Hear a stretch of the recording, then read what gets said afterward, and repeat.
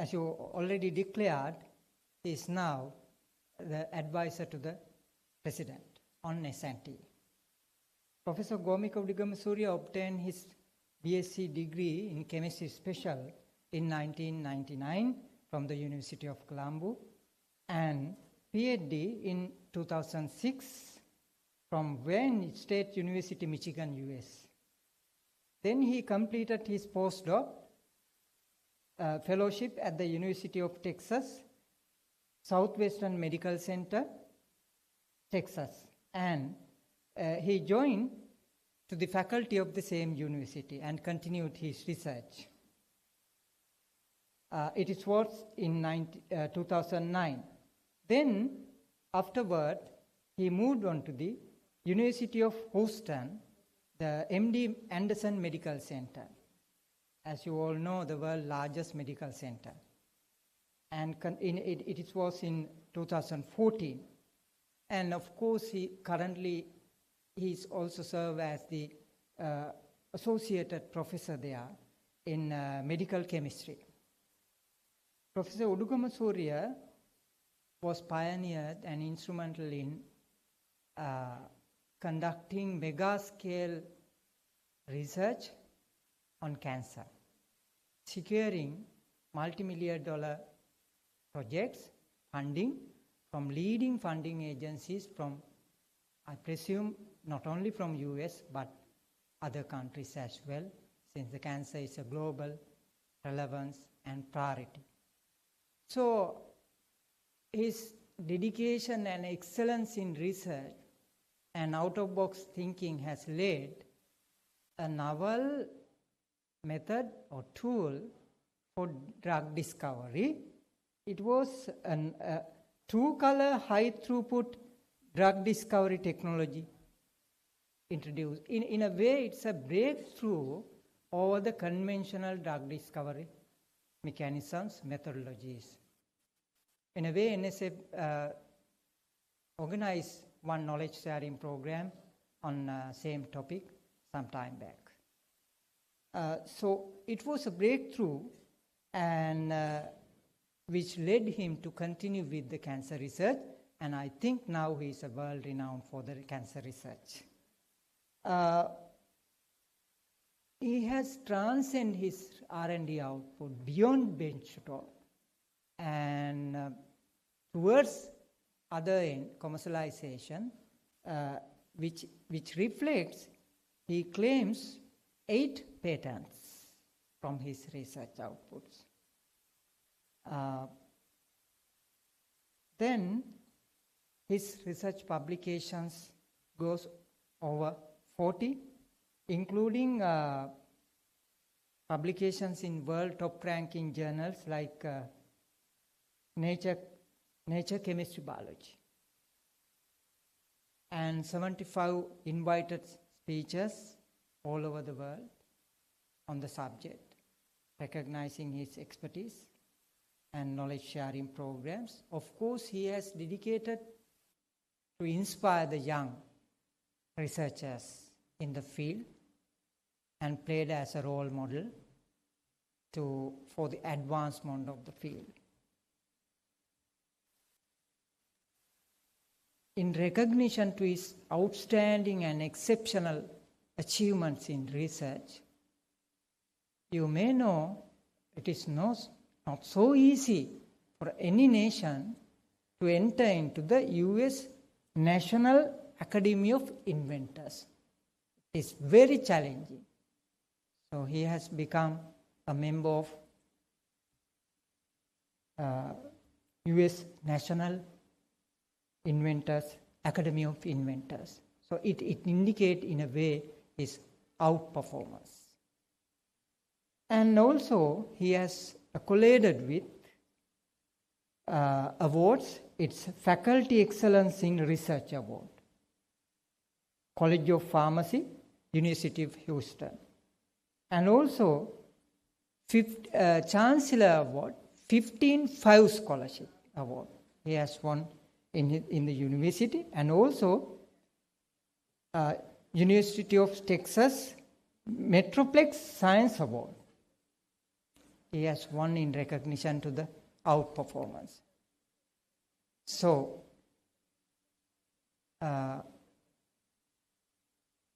all that crown he has kept aside and turned to motherland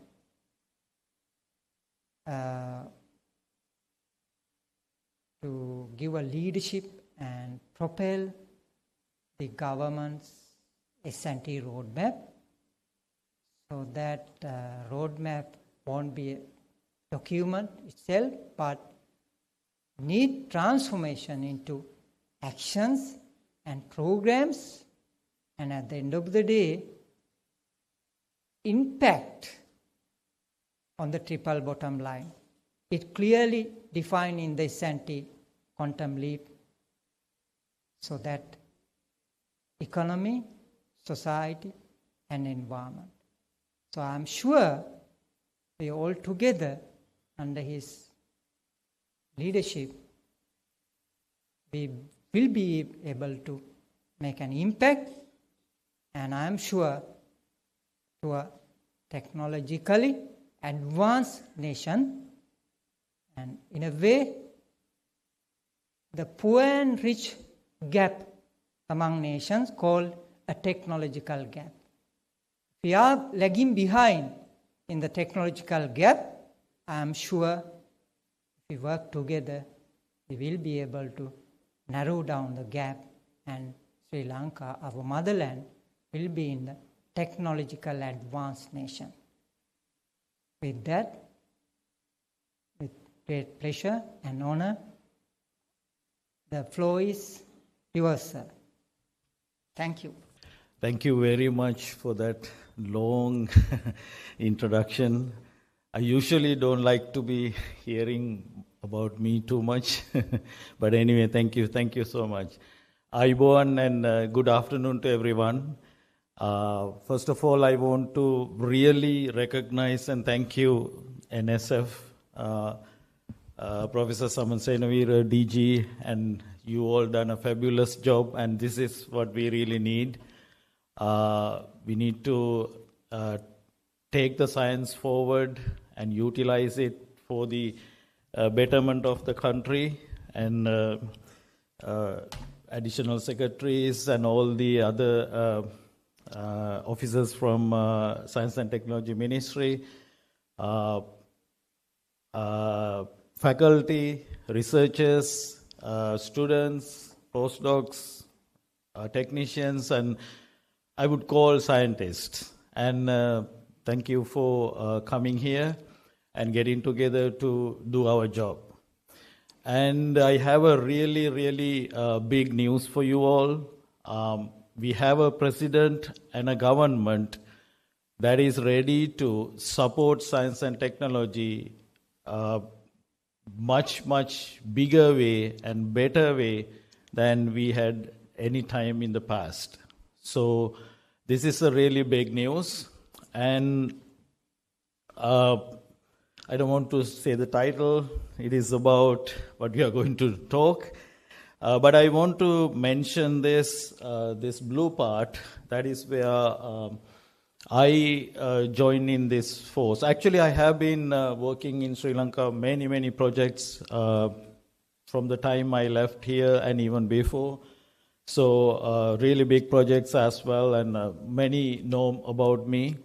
But for this policy development, I thought I would take few minutes to tell this story, because you need to hear the evidence of how the president and the current government is ready to do this.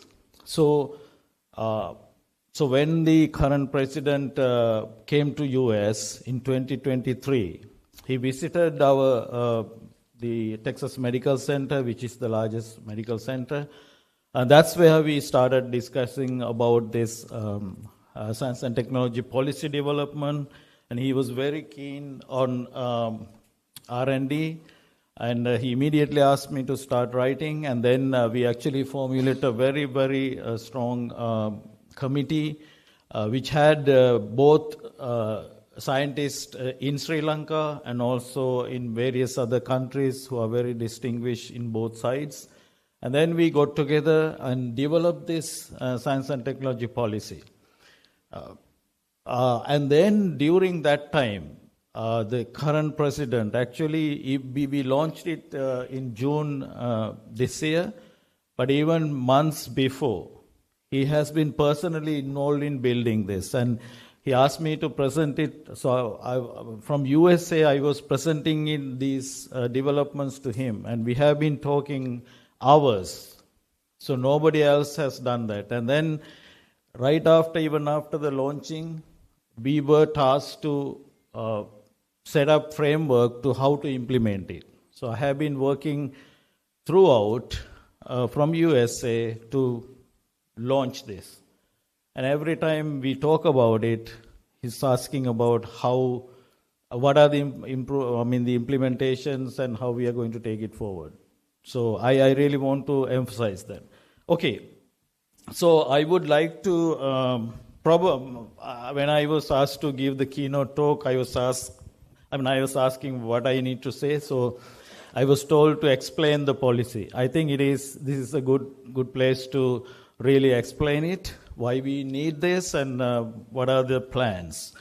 So science and technology policy is mainly for enriching. It's actually a guideline. I mean, you all know what this policy means. It's a guideline for enriching scientific and technological knowledge, allocating resources, and establishing regulatory framework for R&D.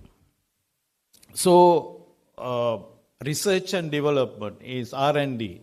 It's always tied to science and technological development. So what is R&D? So it's a long process. So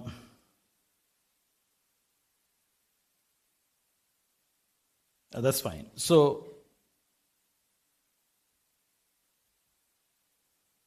that's okay. So we start from ideas, right? And then it goes through long process to finally it become a realization on commercialized platform. It has to go all the way there. So we have ideas and we define it and then we test it, develop prototypes and then further design it and get it to the commercialization side, brand it and fund it and protect it, patents, and then make it and then go to the launch it. That means utilize the outcome. So until it goes from there to here, it's not complete. So this is the biggest problem we have in Sri Lanka. So we will discuss about it. But why? What is the importance of R&D in a country? Because it produces value-added products and services. So this is very important for the development of a country. So we all know what is value-added products. Since we have a broader audience, just to say, as an example, if we think about tea, we can simply dry it and use it. But how about adding value? Different flavors, colors, and there's a market for that. So that is value-added product. Value-added service, tour guiding. So I can also do that. And if I take tourists to certain places, I also know some places and I can show them. But how about someone doing with a good training and with a good knowledge about those?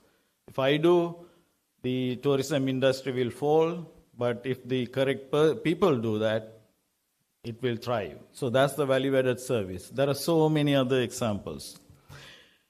So this is an example of top 10 companies in the world.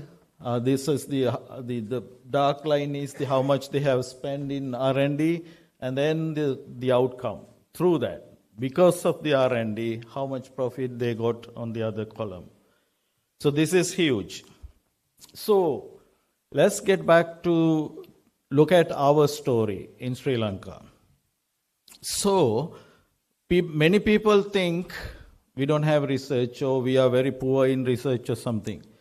I totally disagree. We have really good, mainly really good researchers. You all are the best examples for that. And we have all around research facilities all around. Of course, there are problems, lack of facilities or whatever, but we have a lot of research facilities. But again and again, I really, really proudly talk about our human potential. All of your potential as researchers. And even under very difficult conditions, you try to do your research, right? I think all of you agree, you try your best. But what are the problems? So the first thing is, exactly like here, this research is scattered. It's not directed. It's all around and isolated. And you all know how much you try to do something. And there's not much support as well, right? And then the second question, biggest problem is this: your research outcome is not tied to the link to the economy. That's the other problem. So you don't have a direction, and your findings are not utilized for the economic development. So this is a management problem. And then there's another problem. If you look at the expenditures from the GDP, this green line shows the percentage of GDP in developed countries. And then the other side is the countries like Sri Lanka. I think you cannot see how much we spend, so I have to show it. So this is how we do. So the percentage expenditures in Sri Lanka for R&D is 0.12% from the GDP. So it's really, really sad situation. So we really need to work on this. So these are the problems. Again, our research is scattered. It's not linked to the economy. And then the support and the expenditures on research is really less. But we have really good human potential, really good, great researchers, right? Okay. Why do we need R&D in Sri Lanka? Of course, for the economic boost, I just mentioned that. And then there are a lot of natural resources we have. Why I make it a really big thing? Because there are a lot of unique features of natural resources.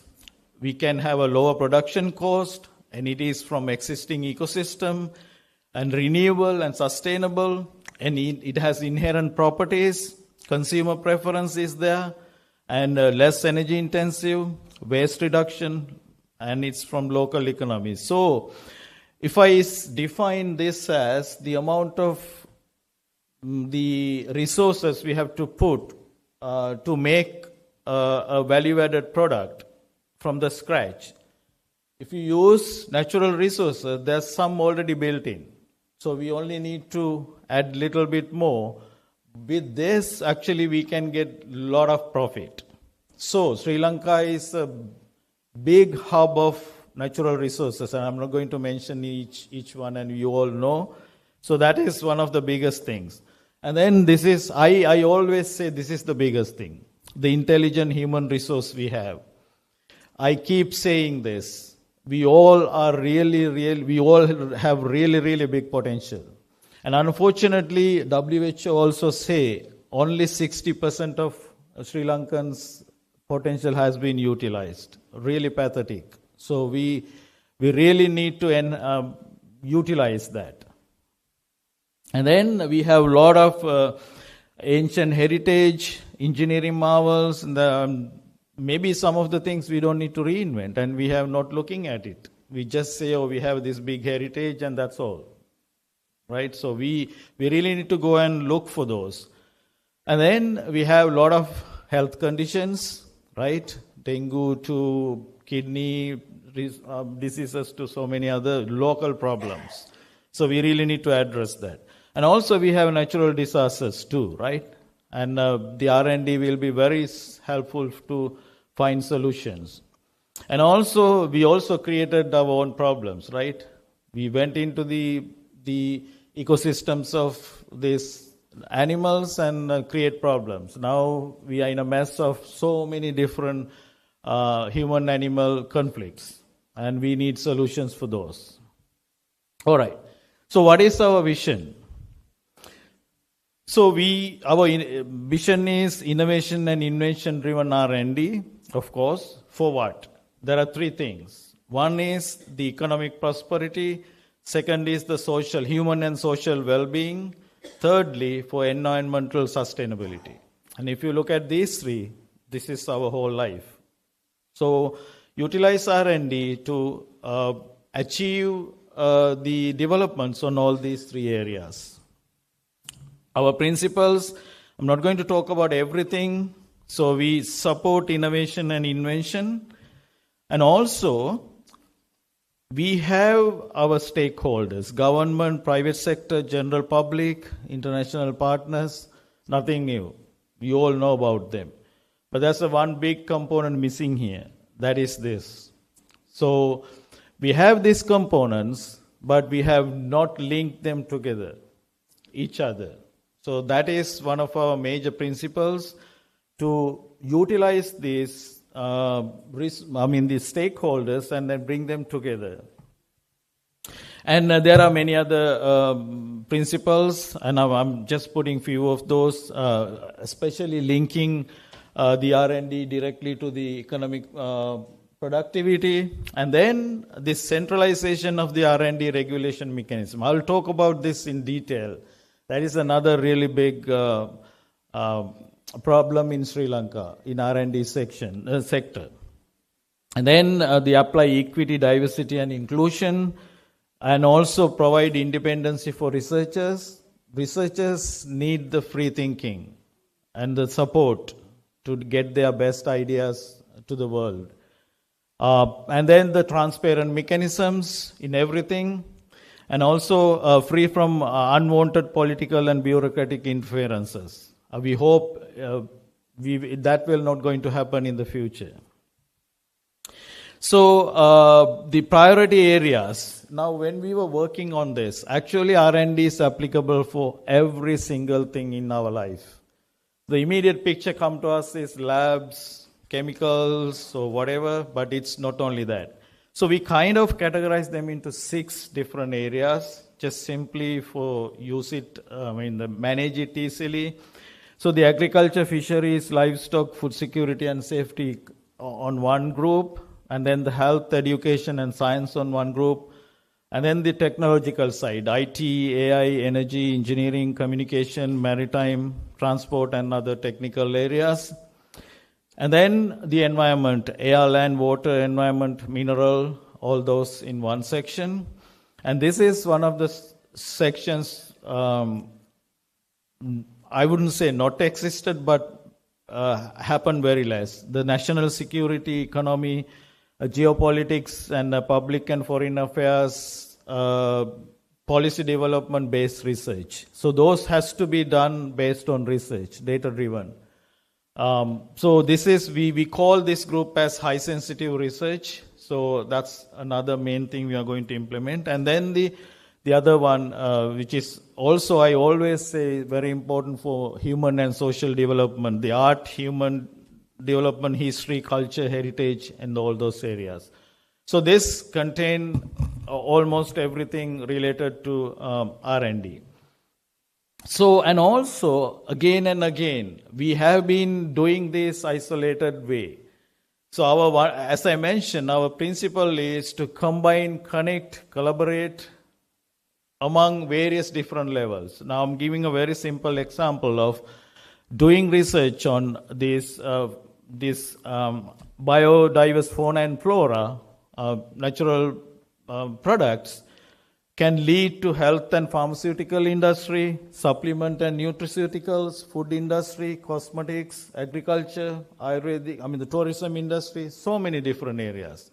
So we don't see this way when we do research. So these are the new cultures we are going to bring in, collaboration, and then achieve the economic prosperity. Okay, so let's talk about the stakeholders of the science technology policy. But before that, I would like to tell the story from US. I'm telling this from US, but this is the story of all the developed countries. So, in US, the government first decide what are the research needed for the country, for the short term, mid term, and long term. And there are 438 institutes. This is, I'm showing only one of them that are involved, National Institute of Health. And so the government and these institutes together decide and make the policies for the future of the country. So they prioritize research needed for the country. And then those are the only areas that they fund, because they don't want to throw money for nothing, right? So they decide first what to do and then fund those research through these institutes. And then, so I was on those upper areas, and also I'm a normal faculty in university. So then we also get that funding, and then we implement that research. Now, I always say that my graduate students think, when they think about their project, it's my idea. Of course, it's my idea, and then his or her project. So it's our something between two of us. No, it's actually linked to the national economy. Otherwise, I wouldn't get funding, as I mentioned. So they get the research done from everywhere. But the key point is that is important for the country, and it is decided first. So that's one of the big things lacking here. So, and then when those research is successful, there are high-tech incubator facilities or high-tech research centers. They further de-risk that initial findings. This is going from basic research to translational and applied. So as the de-risking happening, the private sector comes in and buy that research and take it to all the way to the completion. So this cycle is the key. And that is what we were lacking in Sri Lanka. Although you all tried your best to do your research as individual or maybe as an institute, there's no direction, and there was the outcome was not taken further. So we really need to complete this cycle. So in our policy, we as I mentioned, again, the components for this chain, we all also have, right? We have the government, we have private sector, we know international partners are there, general public is there, a lot of resources are there, right? But the biggest thing we were lacking was this, the combination between each of those. And then with these stakeholders or resources, we need to start the cycle. So the way we are proposing is, we need to bring this whole R&D into one central administration. Otherwise, this is totally dispersed. So we are proposing a centralized administrative system, an institute, and then a high-powered committee to handle everything. And then centralizing things too much also not a good idea. And then we need to disperse it further down to the ground as well. I'll explain that mechanism. And then that central control will decide the research needed for the country, and then utilize the funding to get this research done again from all these existing universities, research centers, and getting you all activated. And then it can be further enhanced with high-tech, some of the high-tech institutes if needed. If not, and then the private sector can jump in and take it forward.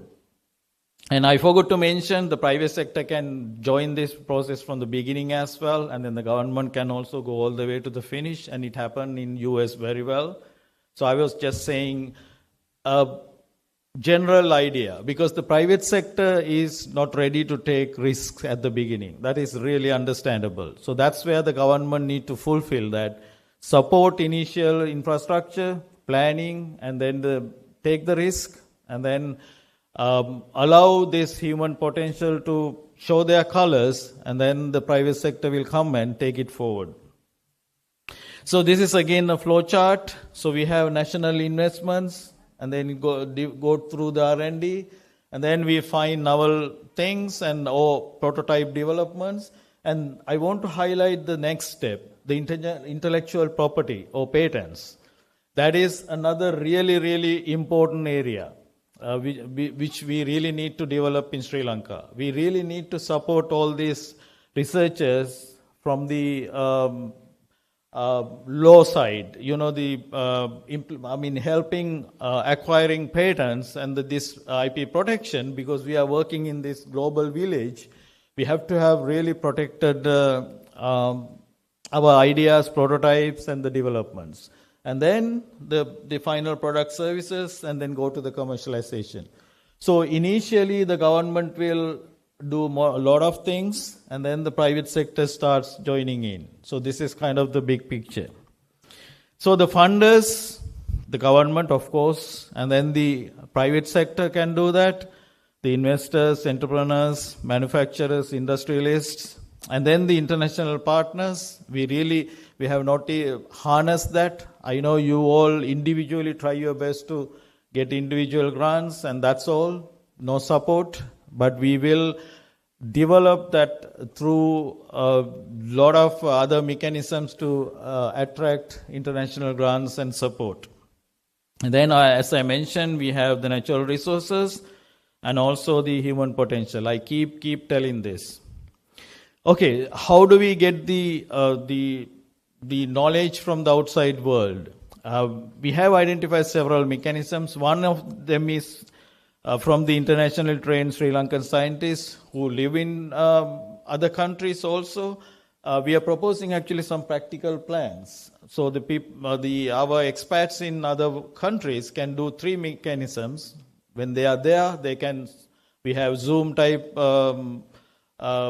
techniques now. They can even teach in universities or support. And then second mechanism, when they come to Sri Lanka, they can spend few days or do some workshops or help places with their expertise. And then third is the most important. This is we call the reverse brain drain. We need to offer them good packages. And as mentioned, the China and India did this really well. And when we were going to US, it's one way. It's all going there. But from early 2000s to last decade or two, China and India attracted their PhD trainees from US almost totally, giving real good packages. And you see the difference, right? In 90s, 2000s, where was India and China? Now where they are today. This is really, really big factor. So we really need to get to work that. So we are planning those, how to bring the knowledge from the outside. And there are other mechanisms, intergovernmental collaborations. And then we organize conferences and all those things. Those are normal things you all know. Okay, how does the government finding funds? So as I mentioned, government and private sector go through this process. There are various mechanisms coming from government. Of course, the government budget, and then intergovernmental agreements, international funding, aids, donations, bonds, and then the private sector joining, investors, entrepreneurs, manufacturers, industrialists. And then these are the places where these can happen. We need to bring the school system as well, universities, technical colleges, the centralized institute we are proposing, and then the research centers, all this. We can all say all these things, but we need to be practical. Sri Lanka is not in a very good shape economically right now. So we have identified 4 different mechanisms that the government, we don't need to trouble too much of the government budget, but of course it will increase on the science and technology area. But we can work on the other mechanisms to secure funding, like this international funding, aids, donations, and then also issue special types of bonds, and also encourage investors. Actually, I'm very happy to say that. So when we were launching this R&D policy, so actually after doing that, there were a lot of investors spoken to me, and there were a lot of huge interest boosted, because they simply say, they repeatedly told me, they thought the research is something that university professors do, Just white coat fellows do something in their universities and that's all. We have nothing to do. But when we show that these value-added products are coming from R&D, is the best place for them to come and invest. And they are really, really happy to involve in this process. There are so many investors aligned now coming forward. So if we align them in proper way, we can get a lot of things done. And then self-sustainable institutes, and there are many other ideas. Okay, so I will go through some description about the implementation mechanism, because this is where we got stuck. And I wouldn't say we are the first ever best policy developed. There are so many policies developed in Sri Lanka. Very nice, beautiful write-ups, but nothing happened on the ground. That is another really big problem. So we need to be practical. So in that practicality, I already told that. So one of the biggest things happened was these nice policies were written, but they were given to somewhere that politically not aligned with that. So it get dropped there, and implementation was not completed. But as I said, this policy was stepwise followed by the current president and the government. So we are very keen to really get into the action. So I explained this whole cycle, but I want to give some attention on this area. How do we start? So as I mentioned, just don't worry about the exact name. So we need to have a centralized institute. We call it this way at this point. And also this doesn't mean we are going to totally remove all the current institutes and bulldoze them and then bring this in from the beginning. No, that's not the idea. So don't get it wrong. So this is how it should happen. We are actually putting together plans to how to do this practically using existing resources. And then we have this high-powered national committee. So how do we do? There are two sections. One is, actually this is mainly for not to do research, this is to manage research. And then, but I remember I talk about this high sensitive research area, which has to be done very internally. I think you all know Pentagon type places in US, right? The national security research, policy research, so those happening there. So we would like to have that under this institute as an arm. That's real research happening place. And then this is the most important part. The research management divisions under this. So what are these? So this is where, I told you we have to centralize this. But this is the place that it got decentralization, which is going to the ground level. How? So there we are going to establish research management divisions for each of the research involved sections, basically each of these ministries. So, and then these divisions link to the outside ministries or research areas. For example, let's let this RMD1 is the agriculture area. So it is now this division is going to link with the agriculture ministry. And there are so many research institutes under the agriculture ministry. So the job of this RMD1 is to go into the outside, go through connect with the agriculture ministry, discuss with the research centers, researchers, and even go to the ground level, talk to farmers, and basically find out what are the needs, what are the problems, what are the needs in the agriculture area in Sri Lanka that needs research, R&D. And then that is being brought to the table inside this institute. So the agriculture, IT, engineering, health, art and culture, all these come to one table through these divisions. And then within that, we're going to prioritize what are the needs for the country.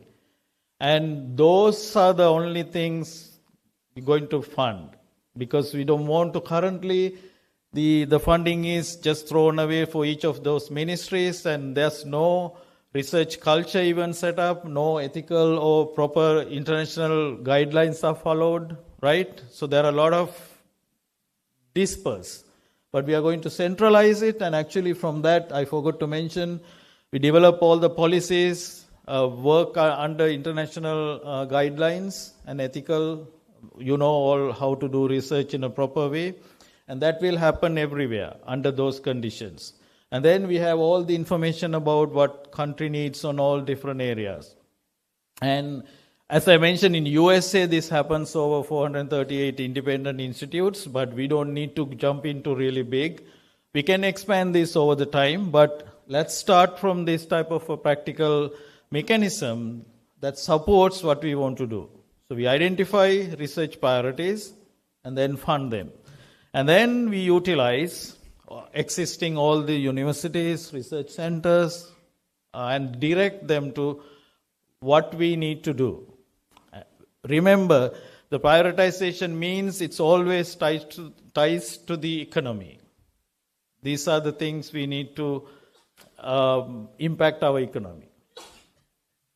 So the broader ideas is that high-powered committees for policy and regulation, and then we do the centralized administration, that is feed from the economic focus and R&D needs of the country, and then we get the research done on the ground level. Now, one other beautiful thing setting up this kind of mechanism is, so you all, most of the researchers here, you all on this performing research in those corners, right? But you don't know where to go when you have problems, right? Now this way you know where to go all the way to solve your problems. And from the top also know what is happening in the ground level. It's all linked. So this is the thing that I keep saying. We miss this linkages, collaborations. Okay, so this high-powered committee, we are proposing to have all these representatives and a very high-power committee from experts to, and then intellectual property lawyers and the university representatives, institute, private sector, and also we would like to have some successful businessmen also, economists and the secretaries from these important ministries. So this is going to be the central high-powered place that decide the direction of our R&D. And then how do we distribute funding? And we are proposing various different grant mechanisms. Normal research grants for researchers with basic research grants and high impact, high reward type and high priority type grants. And then program grants, center grants, individual research training grants, and undergraduate grants. And then we are bringing in the school sector also into this. That is very, very important. School level grants for teachers, students, and also arranging the workshops, seminars, everything. And also very importantly, we are proposing to have public research grants. And these small business innovation research grants, and also very specifically this public research grant award, which is specifically meaning to support these innovations coming from here and there. We see them in news. And of course, we need to validate the scientific background, and if that is correct, we need to support those. And now these innovators get lost. So I know NSF has most of these funding mechanisms already, and we are trying to put together in a proper way, including some other grant mechanisms. So how do we do that? Very briefly, prioritize first, and then we ask the public to come and submit their applications after releasing the RFA, request for applications in these high prioritized areas through these RMDs, and then the applicants can send their applications, which will be reviewed in a very thorough way. And I have been working on this over decades in the US system. And 2 steps: scientific merit, look at the significance, innovation, the actual proposal, facilities, investors, qualifications, and all. That's scientific. And then it goes to the administrative level decision making to again prioritize what do we exactly need, and then continue. and go to the success. If I take my last few minutes, how we are going to do this in exact practical way. So first, I said the R&D expenditure is really low. So we are going to increase, and we need to be again practical. We have to do stepwise. So especially considering where Sri Lanka is right now, the government has to pay attention to the very simple basic things like health, education, all those things, but at the same time increase the R&D funding over the time. So we first aim to get into these countries like parallel to our economy, and get to like about 1% or so at least, and then over the time we can go to the big milestone. And then secondly, this is very important when in terms of practicality. So we have this short-term, mid-term, and long-term projects planned. Short-term is actually we are really not trying to spend money on the research. How much research we have done in Sri Lanka, that's been not utilized for the economy. So when we do that, there are a lot of researches available to commercialize. So we have identified over the last few months so many projects, areas, and I think you may have seen in the news. So we already started the Eppavala phosphate production project, which has been left for decades, not without utilizing the really beautiful science done by Professor Oliver Ilya-Peruma and some other scientists. So there are so many other things. So we are going to push them over the line and utilize and link to the economy immediately. That's the short-term goal. And then there are so many other research going on. We are going to support, identify, prioritize, and then we start some new mega projects. Those are kind of long-term plans. So this is the practical plan. So what do we look from this at the end? As I mentioned, the first thing is the economic prosperity, social well-being, and then the environmental sustainability. So if you think this is all what we need, and then we have all this potential natural resources, and let's get together and join this program and give you a help and join with this. One of the biggest things we expect is the administration will come like this, but you all need to involve actively. So my fellow researchers and the public, please join in this effort and do your part. And you have a way to do this. Unlike before, you have the guideline, you know what you do is going to take forward and will be helpful for developing Sri Lanka. So thank you so much for listening to me, and let's develop our motherland. Thank you so much.